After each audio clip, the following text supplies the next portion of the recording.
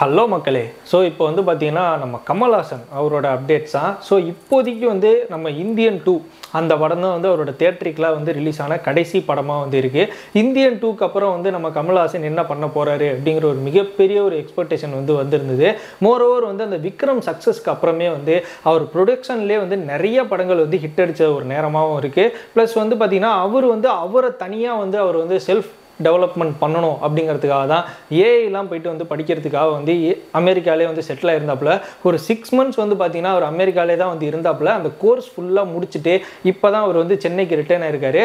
அங்கே அந்த சென்னைக்கு ரிட்டர்ன் ஆகிற அந்த ஏர்போர்ட்டில் ஒரு சம்பவம் வந்து நடந்திருக்கு. என்ன அப்படின்னா, நம்ம ரிப்போர்ட்டர்ஸ் வந்து கேள்வி கேட்குறாங்க, உங்களோட அடுத்த படம் வந்து விக்ரம் 2 இருக்குமா அப்படின்னு சொல்லி. அதெல்லாம் ஓர வைங்க, என்னோட அடுத்த படம் வந்து நான் எழுதிட்டு வந்திருக்கேன், அதை தான் வந்து பண்ண போகிறேன் அப்படின்னு சொல்லிட்டு சொல்லியிருக்காப்புல. ஸோ இதுவே வந்து ஒரு மிகப்பெரிய ஒரு விஷயமா இருக்குது அப்படின்னு வந்து சொல்லலாம். ஏன் அப்படின்னா வந்து நம்ம கமல்ஹாசன் ஒரு படம் எழுதி இயக்குறாரு அப்படின்னா அதுவே வந்து ஒரு மிகப்பெரிய ஒரு சம்பவமா இருக்கும் அப்படின்னு வந்து சொல்லலாம்.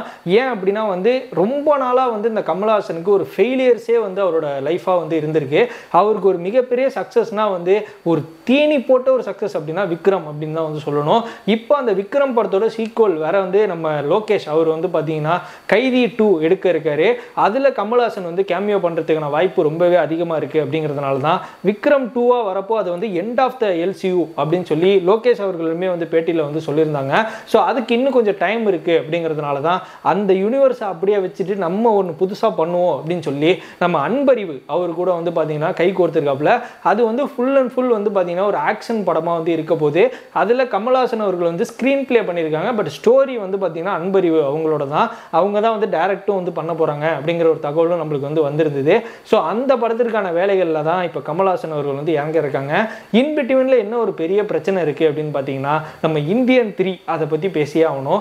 ஏன் அப்படின்னா வந்து இந்தியன் 2 அது வந்து ஒரு மிகப்பெரிய ஒரு நெகட்டிவ் ரிவ்யூஸ் வந்து கிடைச்சதுனால இந்தியன் 3 அதுக்கு மேலே ஒரு மிகப்பெரிய ஒரு எக்ஸ்பெக்டேஷன் இருக்குது அப்படின்னு வந்து சொல்லலாம். சமீபத்தில் வந்து சங்கர் அவர்களுடைய கேம் சேஞ்சர் வந்து ரிலீஸ் ஆகி படம் வந்து பார்த்தீங்கன்னா 50% லாஸ் 50% ப்ராஃபிட் அப்படின்னு சொல்லிட்டு சொல்கிறாங்க. ஸோ அதனால தான் வந்து இந்தியன் 3க்கு வந்து ஒரு மிகப்பெரிய பாதிப்பு ஏற்பட்டிருக்கு அப்படிங்கிற ஒரு தகவலும் வந்து இருக்குது. இந்தியன் 3 அதுக்கு வந்து பார்த்தீங்கன்னா நம்ம சங்கர் அவர்கள் வந்து இப்போதைக்கு வந்து கொஞ்சம் ஷூட்டிங் வந்து பாக்கி இருக்குது. அப்படிங்கிறதுனால கமல்ஹாசன் தரப்புலேருந்து வந்து நான் வந்து டேட்ஸ் வந்து கேட்டிருக்கேன். கமல் சார் எப்போ டேட்டு கொடுக்குறாரோ இந்தியன் 3 வந்து முடிச்சுட்டு அதை வந்து ரிலீஸ் பண்ணுறதுக்கான வேலைகளில் வந்து நாங்கள் வந்து இறங்கிடுவோம் அப்படின்னு சொல்லிட்டு சொல்லியிருக்காங்க.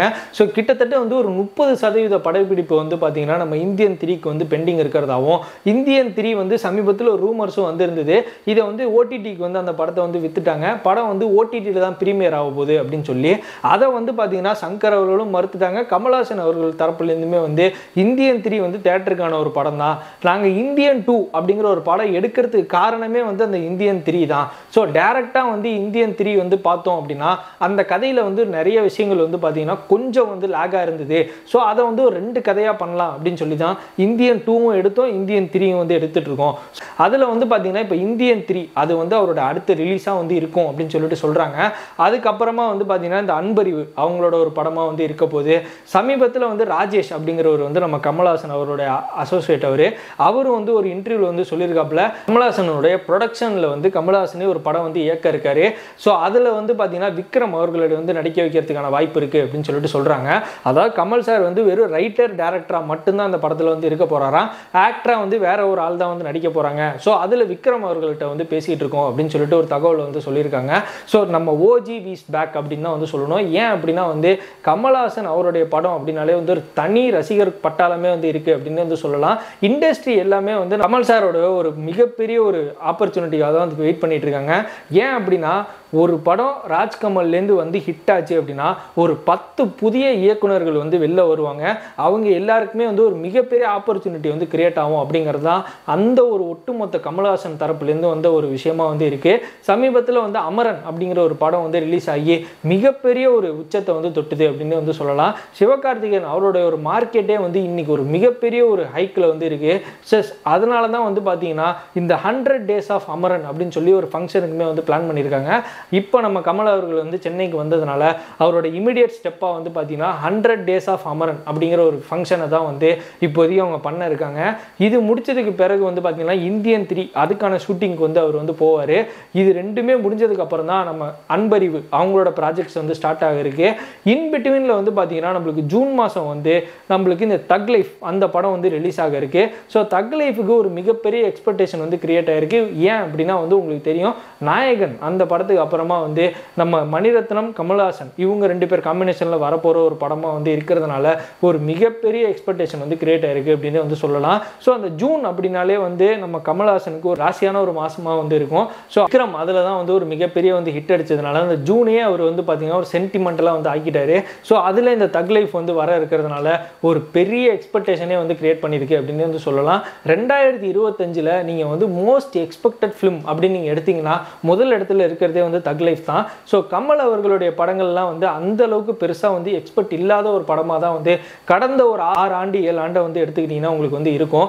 இப்போ அந்த விக்ரம் ரிலீஸ் ஆனதுலேருந்தே வந்து நம்ம கமல் அவரோட மார்க்கெட் வந்து ஒரு மிகப்பெரிய ஒரு உச்சத்தை தொற்றுக்கிறதுனால தான் இப்படி ஒரு எக்ஸ்பெக்டேஷன் வந்து கிரியேட் ஆயிருக்கு அப்படின்னு சொல்லிட்டு சொல்கிறாங்க.